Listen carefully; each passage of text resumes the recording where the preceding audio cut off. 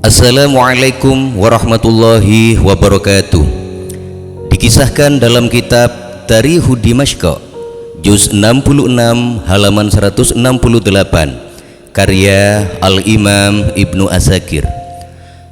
Syekh Abul Khair Al-Atta adalah tokoh sufi di wilayah Tinat Syam yang masyhur memiliki banyak keistimewaan dan kekeramatan.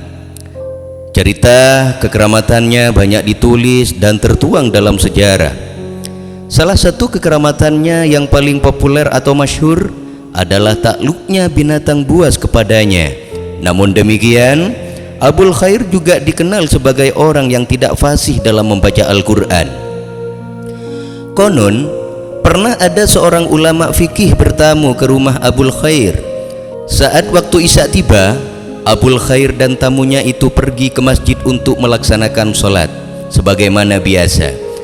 Abul Khair menjadi imam dan segenap jemaah yang salat di masjid itu mengetahuinya bahwa ketika membaca surat Al-Fatihah, bacaan Abul Khair terdengar tidak sempurna karena beliau memang tidak fasih dalam bacaannya.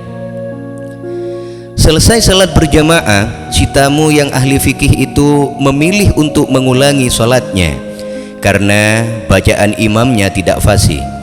Malam berlalu dan waktu subuh pun tiba pada waktu itu. Saat jamaah siap melakukan salat subuh, Syekh Abul Khair mempersilahkan si tamu untuk menjadi imam. "Mari, Anda saja yang menjadi imam. Bacaan Anda lebih bagus, jelas dan lebih fasih dibanding bacaan saya," kata Syekh Abul Khair kepada tamunya. Usai sholat subuh dan waktu pagi pun tiba, si tamu yang ahli fikih itu pergi ke sebuah hutan yang terdapat di dekat tempat tinggal Abu Khair.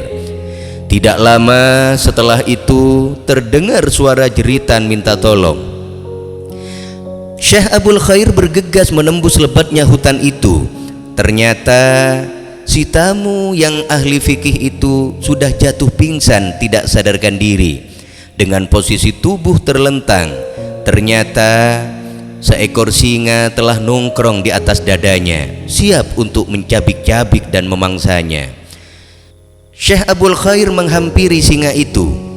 Beliau memegang telinga singa tersebut dan menyeretnya turun dari atas dada si tamu itu.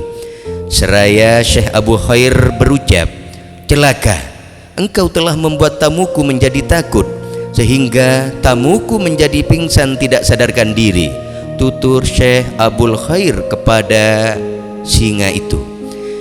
Si tamu masih belum sadarkan diri. Ia digotong ke masjid dan tak lama kemudian ia siuman. Melihat tamunya sudah siuman, Syekh Abul Khair bilang, "Seandainya engkau mengokohkan keyakinanmu sebagaimana engkau mengokohkan bacaanmu, maka engkau akan menjadi salah satu wali Allah." Tamu itu mengerti betul apa maksud dari ucapan Syekh Abul Khair. "Wahai Syekh, aku bertaubat," sahutnya.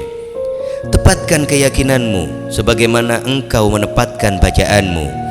Jauhi prasangka buruk terhadap hamba-hamba Allah," kata Syekh Abul Khair sekali lagi. "Kami patuh dan taat wahai Syekh," kata tamu yang dikenal sebagai pakar fikih itu. Refleksi dari kisah ini bahwa membeningkan apa yang ada di dalam memang jauh lebih sulit daripada membeningkan apa yang ada di luar. Apa yang ada di luar sangat penting kita jaga dan kita indahkan, tapi jauh lebih penting lagi kita menjaga dan mengindahkan apa yang ada di dalam. Jangan pernah mengira dan beranggapan bahwa kita bisa dekat kepada Allah hanya dengan tampilan casing saja dan kemampuan lahiriah. Bahkan tampilan batiniah jauh lebih menentukan atas kualitas penghambaan kita kepada Allah Subhanahu wa Ta'ala. Dikutip dari kitab Tarihu Dimashq juz 66 halaman 168 karya Al-Imam Ibnu Asakir. Terima kasih, semoga bermanfaat. Wassalamualaikum warahmatullahi wabarakatuh.